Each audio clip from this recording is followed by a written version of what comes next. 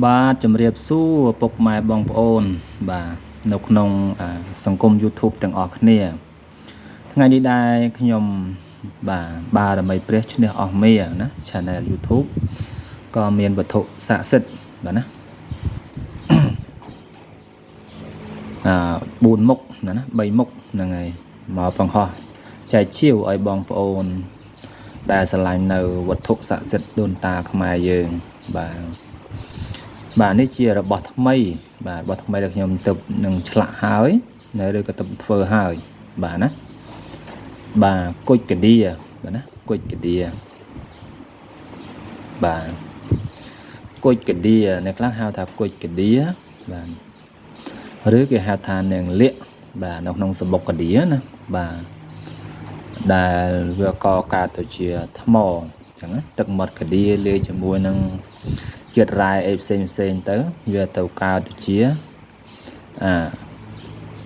ថ្មអញ្ចឹងទៅណាផូស៊ីលគុជកឌីអញ្ចឹងទៅបាទបុរាណខ្លះគាត់ថាហៅថាគុជកឌីឬក៏ហៅថានាងលៀកបាទណានៅក្នុងលំបូកបាទពូនទៅដោយដីអញ្ចឹងលោកថាបុគ្គលណាបានគោរពបានប្រើបានថែរក្សាបាទរកស៊ីឡើងដូចជាកឌីអញ្ចឹងបាទពូនដោះឡើងដូចជាកឌីអញ្ចឹងបាទហើយក៏គេនិយមប្រើវត្ថុស័ក្តិសិទ្ធិនេះខាងខ្លាំងបំផុតនោះគឺមេត្តាមហានិយមខាងស្នេហ៍អញ្ចឹងណាបាទលក់ដូរដាច់រកស៊ីមានលៀបទៅណាទៅណីប្រុសស្រីចូលចិត្តបាទអញ្ចឹងបាទហើយបើយើងចេះនៅមុនគេថាមហាមុនគមមហាវេទគឺយើងខ្សែផ្សូតនៅមុនគេថាណាហាវលៀបឬក៏បើកលៀបបាទឬក៏ការពារសត្រូវបាទណា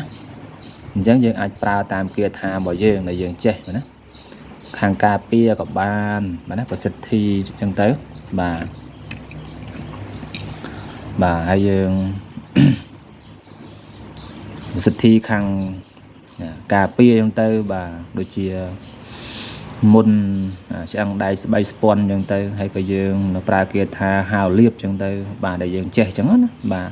គាថាប្រស័ยวលីក៏បានគាថាបើកលៀបផ្សេងក៏បានណាអានេះព្រះអង្គព្រះភិក្ខុនេតឬក៏ព្រះក្បាលដំរីឬក៏ព្រះប្រមោយដំរីបាទណាព្រះនេះគឺគេហៅថាអតិទេពក្បាលដំរីគឺកូនព្រះសិវៈបាទអាសនាមរបស់លោកគឺក្តីប្រាថ្នារបស់យើងបានសម្រេចគ្រប់យ៉ាងព្រោះលោកជាអ្នកកម្ចាត់នៅភ័យអន្តរាយនាំមកនៅក្តីសុខបាទហើយចឹងនៅប្រទេសឥណ្ឌាឬក៏អ្នកដែលគេគោរពហ្នឹងគឺគេតែងតែមានគ្រឿងដង្វាយព្រោះលោកចូលចិត្តឆាន់ចូលចិត្តហូបអញ្ចឹងណានំចំណីចេកផ្លែឈើអញ្ចឹងទៅបាទជួយចិត្តហូបអញ្ចឹងគេដាក់សំណែនសែនហើយគេមានគាថាគេបូជាព្រះភិក្ខុនេតអញ្ចឹងទៅដើម្បីឲ្យការងាររស់ស៊ីរបស់គេហ្នឹងឲ្យរលូនមិនឲ្យរាំងស្ទះបាទអញ្ចឹងណាគេហៅអតិទេពចំណោមអតិទេពទាំង3គឺព្រះអនាគឺព្រះព្រំព្រះវិស្ណុព្រះសិវៈហើយនិងព្រះភិក្ខុនេតនេះឯង4ព្រះអង្គអញ្ចឹងណាអតិទេពដ៏ធំណាព្រះភិក្ខុនេតព្រះព្រំព្រះវិស្ណុឬព្រះនរាយណ៍ឬក៏ព្រះឥសូរហ្នឹងឬក៏ហៅថាព្រះសិវៈហ្នឹងឯងណាហ្នឹងហើយ4ហ្នឹងគឺធំណាតួអង្គធំកន្លែងពេញចិត្តអាចចែកជាវបានណាបាទខ្សែដៃនេះចឹងដែរណាបាទខ្សែដៃនេះសាងពីគុជកឌីណាគុជកឌីដូចគ្នាណាຂະຫນាតធំណាតាមបានរកមើលនេះបាទ2 4 6 8 10ហើយជា15ក្រាមណានេះ4 8 4 13គ្រាប់ណា13គ្រាប់នេះຂະຫນាតធំបាទខ្ទង់18លីនេះបាទកំង18លី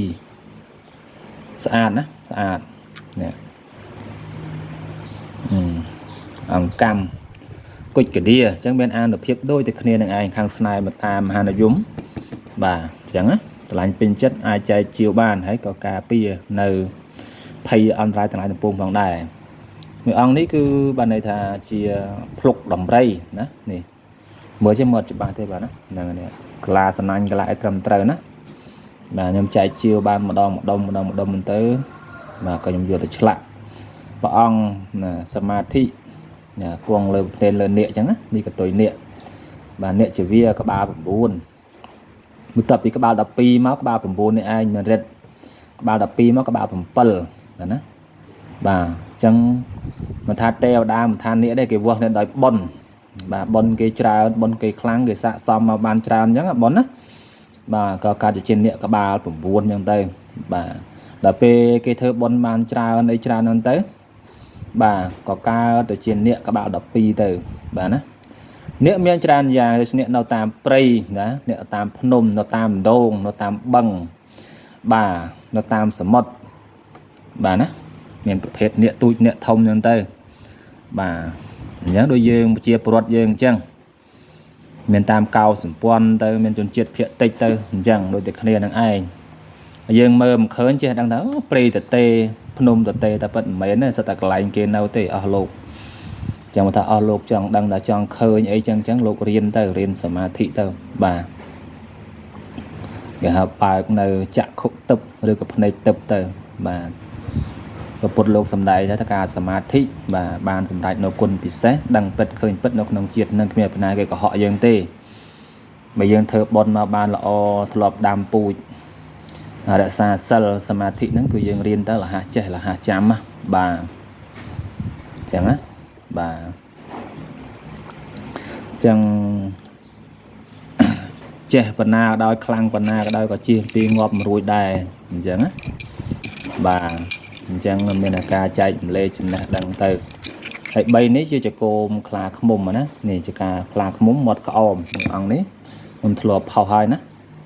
មាត់ក្អមប្រហោងមាត់ក្អមតែសាច់ក្រាស់ណាកម្ពស់6ហ៊ុនប្រទាលខ្ទង់1ហ៊ុនជាង2ហ៊ុនណាបាទហើយដាស់ប្រសិទ្ធិហើយអង្គនេះបាទអង្គនេះដាស់ប្រសិទ្ធិប្រគុំធាតុដាស់វិញ្ញាណហើយនឹងអភិសេកវាហើយហើយមួយអង្គនេះទៅយកមកជាមួយភ្លុកដែរណាមួយភ្លុកដែរថ្ងៃជាមួយគ្នាណាថ្ងៃមួយនេះឲ្យទៅជាវបានថ្ងៃជាមួយគ្នាបាទនេះជាកូមកែវបានន័យថាវាប្រហោងអញ្ចឹងជាកូមកែវស្ដើងបាទកម្ពស់បាន5ហ៊ុនកន្លះ5ហ៊ុន4ប្រទាលបាន1ហ៊ុន8ឬ1ហ៊ុន7បាទណាស្រឡាញ់ពេញចិត្តអាចចែកជាវបានធុសាសិទ្ធចឹងដែរបើខ្ញុំជាវមកឃើញស្អាតហើយបានធូរខ្ញុំជាវទៅវិញធូរទៅបាទជាវតាមតម្លៃដែលខ្ញុំជាវបានខ្ញុំជាវមកធូរខ្ញុំដាក់ទៅវិញធូរខ្ញុំជាវថ្លៃដាក់ទៅវិញថ្លៃអញ្ចឹងណាធ្វើម៉េចបើយើងយកលុយទៅទិញគេយកបច្ច័យទៅជាវគេហើយគេអ្នកជាវនេះជួនកាលគ្នាទុកថែរក្សាមកជួនកាលអត់មានលុយទិញកហូបបាញ់ថ្នាំដលងថ្នាំស្មៅទៅក៏ចែកជាវទៅជាវជូនមកវិញមកអញ្ចឹងទៅណាបាទ